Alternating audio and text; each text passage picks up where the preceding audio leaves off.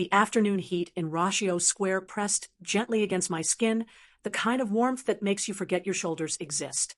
I was halfway through a glass of crisp Vinho Blanco when my phone began vibrating across the iron cafe table.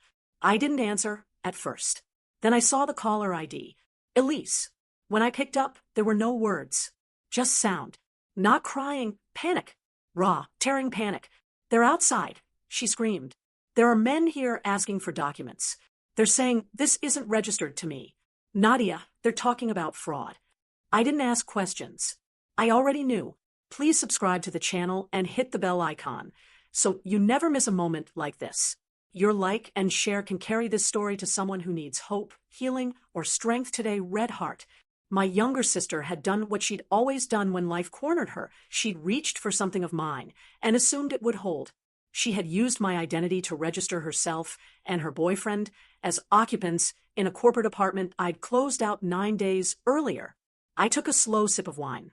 Before I tell you how my family tried to drag me back into a life I dismantled on purpose, leave a comment and tell me where you're listening from. I want to know who's sitting with me in this moment, because my calm didn't come from indifference. It came from practice. I grew up in Tacoma, Washington, in a house where love was measured by usefulness. My parents, Gordon and Elaine, didn't raise daughters. They raised roles. Elise was the centerpiece, emotional, impulsive, endlessly forgiven. I was infrastructure.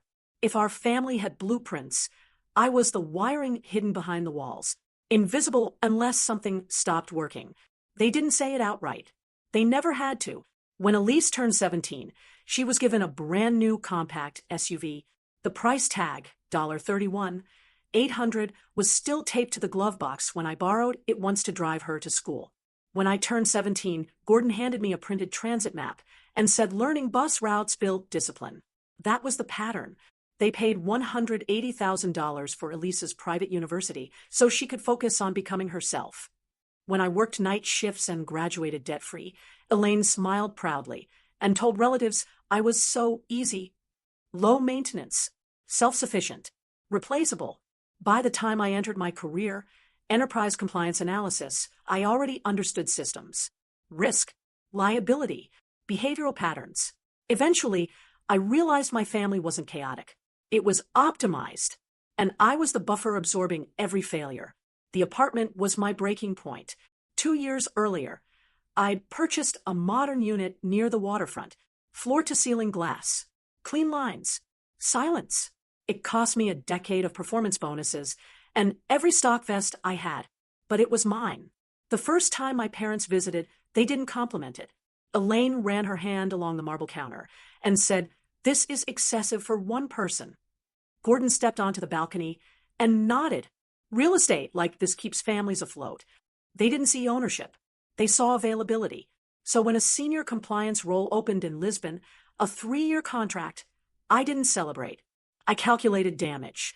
If I left that apartment empty, Elise would temporarily move in.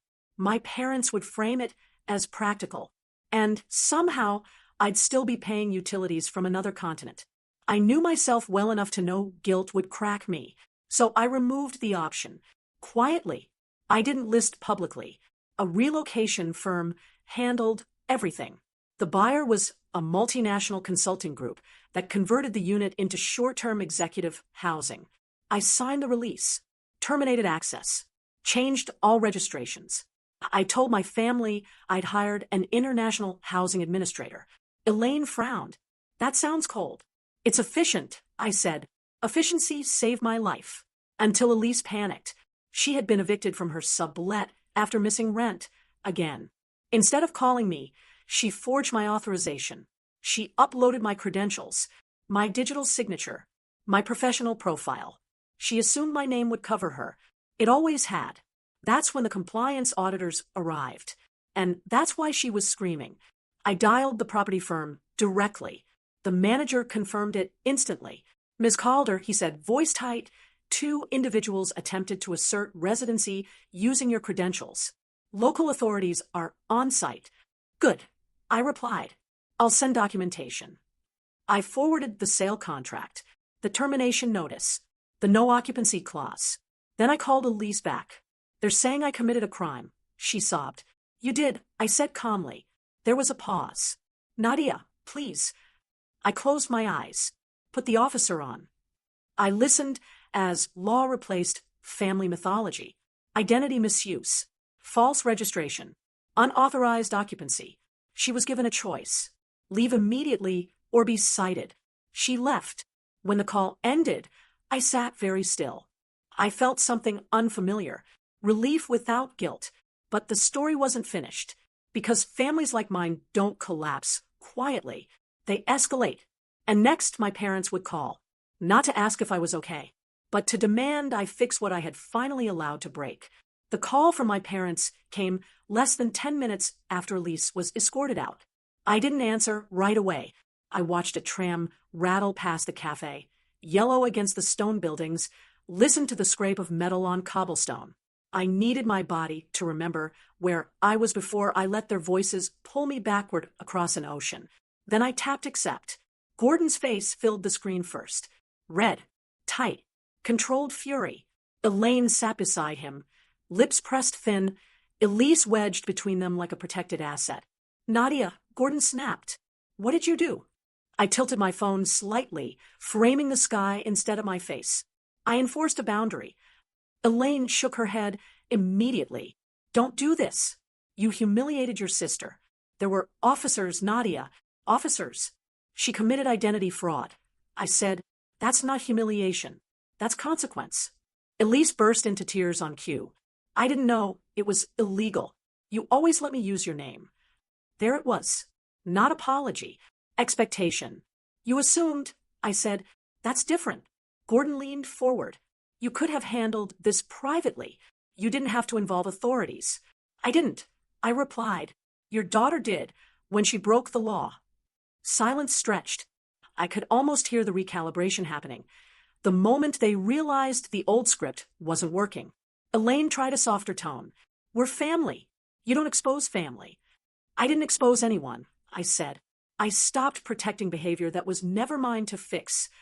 That's when Gordon changed tactics. This has gone far enough, he said sharply. You're going to call the firm. You're going to clarify that this was a misunderstanding. My grip tightened slightly on the phone. Clarify what? That you gave Elise permission, he said, that you forgot to notify the company when you sold, that this was your error. I laughed once, short, involuntary. You want me to lie? You want to destroy us? Elaine shot back, and there it was. Not fear, ownership panic, because this wasn't just about Elise. It never was. What they didn't know, what Elise certainly didn't know, was that the corporate housing firm belonged to Vantrex Solutions. And Vantrex Solutions happened to be the largest compliance client of my father's consulting practice. The same firm that paid 38% of Gordon's annual revenue. The same firm whose executives valued one thing above all else: trust. My phone buzzed with an incoming email while Gordon was still talking. I didn't open it yet. I'm not making that call, I said evenly. Gordon's jaw flexed. You will, or you will be responsible for what happens next. I finally looked directly into the camera. No, I said, I won't. Elaine gasped softly, like I'd slapped her. You've always been selfish, she whispered. You just hit it better before. I felt something in me finally settle. Not anger. Clarity. I've always been convenient. I corrected. There's a difference. I ended the call. The email waited patiently. Subject line: urgent, compliance escalation. It was from my former department head in Seattle. Nadia, we need to discuss today's incident immediately. The executive housing matter involves senior leadership. Please call. My stomach dropped, not from fear, but recognition. The fallout had begun.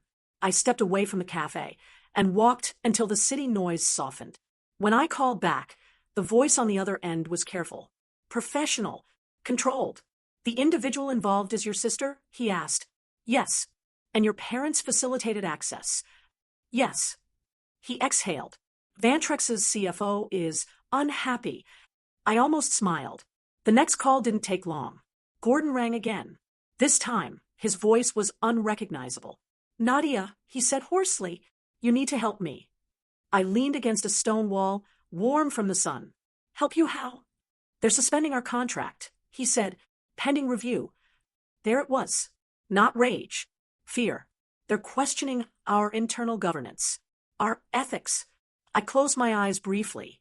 This is serious, he continued. If they terminate, we don't recover from that. And I need you to intervene, he said quickly. Write a statement. Explain that Elise acted with your verbal consent. That you forgot to update records. My chest tightened, not with panic, but with something old trying to wake up. The reflex, the fixer. For a moment, the architecture of guilt creaked. Then I remembered the bus schedule at 16. The night shifts, the way low maintenance had meant expendable. I won't, I said quietly. There was silence. You're choosing strangers over your family, Elaine said faintly in the background. No, I replied. I'm choosing myself over exploitation. Gordon's voice sharpened again. If you don't do this, the firm collapses. I nodded slowly, even though he couldn't see me. That's not my responsibility. You're cruel, Elaine whispered. Yes, I said calmly. To the version of me you relied on. I sent one email that night, not to defend, to document, a formal compliance summary detailing unauthorized identity use, third-party facilitation, and boundary violations. It went to Vantrex. It was factual, clean, unemotional. By morning, the contract review had escalated to termination. By afternoon, Gordon's firm was in crisis. They tried again. Calls from new numbers. Emails labeled family. I didn't respond. Because this time, silence wasn't surrender. It was structure. And structures, once reinforced, don't collapse easily. By the end of the week, Elise had moved into a short-term rental, paid for by my parents. By the end of the month, they couldn't afford it. And something remarkable happened. They stopped calling me. I sat on my balcony that night, Lisbon lights blinking on one by one, and realized something profound. I hadn't destroyed my family. I had simply stopped being their foundation. And buildings built on misuse always fall when the support is removed. What happens after you stop being useful? Silence has a sound. I didn't know that until the calls stopped. No voicemail. No new email subject lines pretending to be emergencies. No late-night messages framed as concern but coded as obligation. Just quiet. At first, my body didn't trust it. I kept my phone face up on the table while I worked, waiting for it to vibrate. Years of conditioning don't disappear overnight. When you've been the pressure valve for other people's chaos, stillness feels suspicious, like the calm before something explodes. But nothing did. Days passed, then weeks. And slowly, the tension I had mistaken for normal life began to drain out of my shoulders. The official fallout reached me through channels I hadn't blocked. A former colleague messaged on LinkedIn. Heard about Gordon's firm. That's rough. Another followed a few days later. Vantrex pulled more than just their account. Word traveled fast. Seattle has a polite business culture, but it runs on an unforgiving rule. If your judgment can't be trusted at home, it won't be trusted with money. Gordon's firm didn't collapse overnight. That would have been dramatic. Instead, it shrank. Slowly, quietly, the way reputations usually die. Staff reductions, strategic realignment, a merger that was really a surrender. I didn't celebrate. I didn't mourn either. I felt neutral, which told me everything I needed to know about how detached I'd already become. Elise surfaced in fragments. A tagged photo someone forgot to make private, a cousin's offhand comment, a forwarded screenshot I never asked for. She got a job, not a passion project, not a creative collaboration. A real job, front desk, fixed hours, modest paycheck. The same kind of job I'd worked while putting myself through school. The irony wasn't lost on me. What surprised me wasn't that she struggled. It was that she survived. No one rescued her. No one rewrote reality to soften the landing. And she didn't disappear. She adapted. That was the part no one had predicted, not even me. I thought cutting myself out would destroy them. Instead, it exposed them. And exposure, while painful, is often corrective. 6 months after the police incident, I got one final email. It came from an unfamiliar address. Subject line, I won't contact you again. It was from Elaine. Short, careful, almost formal. She didn't apologize. She didn't explain. She wrote that they were adjusting, that things were different now, that she hoped I was well. At the end, one line stood out. We didn't realize how much you carried until it was gone. I read it twice. Then I archived it, because acknowledgement without accountability is just nostalgia trying to sneak back in. Life in Lisbon didn't transform into a movie montage. There were hard days, lonely ones, moments when I reached for my phone out of habit, only to remember there was no one on the other end expecting me to fix something. But slowly, that absence became spacious instead of hollow. I filled it deliberately. Long walks without interruption.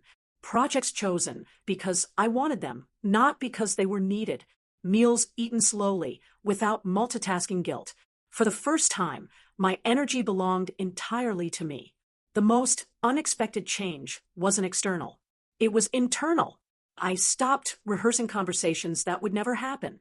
Stopped explaining myself to imaginary versions of my parents. Stopped preparing defenses for accusations that no longer came. When you leave a system built on extraction, your mind takes time to stop bracing for impact. But when it does, the relief is physical. One evening, sitting alone with a view of the river, it finally clicked. They hadn't loved me for who I was. They had valued me for what I prevented. The crises that never escalated. The bills that never bounced. The consequences that never arrived. I wasn't a daughter. I was a buffer. And buffers aren't meant to be thanked. They're meant to absorb damage quietly until they fail or leave. Walking away didn't make me heartless. It made me accurate. Accurate about what I could give. Accurate about what I deserved. Accurate about the cost of staying. People like to say, but they're family. What they mean is, you're familiar. Familiar with sacrifice. Familiar with silence. Familiar with being the one who adjusts so no one else has to. But familiarity is not a contract. And blood is not collateral. I don't know if I'll ever speak to them again. I don't know if Elise will grow or resent me forever. I don't need to know. Closure, I've learned, isn't something other people give you. It's something you stop chasing. Here's what I know now, and what I wish someone had told me years earlier. If your absence creates chaos, it doesn't mean you were essential. It means you were overused. If setting a boundary ruins relationships, those relationships were built on access, not care. And if walking away costs you people who only valued you for what you provided, that's not loss. That's inventory correction. I didn't burn bridges out of anger. I dismantled them because I kept crossing back into places where I was only tolerated, never protected. And I finally understood something simple and radical. Peace isn't found by fixing broken systems. It's found by refusing to live inside them. If this story felt familiar, if you've ever been the responsible one, the reliable one, the invisible one, know this. You're not selfish for stepping back. You're not cruel for choosing yourself. You're not abandoning anyone by refusing to be consumed. Sometimes the bravest thing you can do is stop holding everything together and let people learn what happens without you. That's not revenge. That's freedom.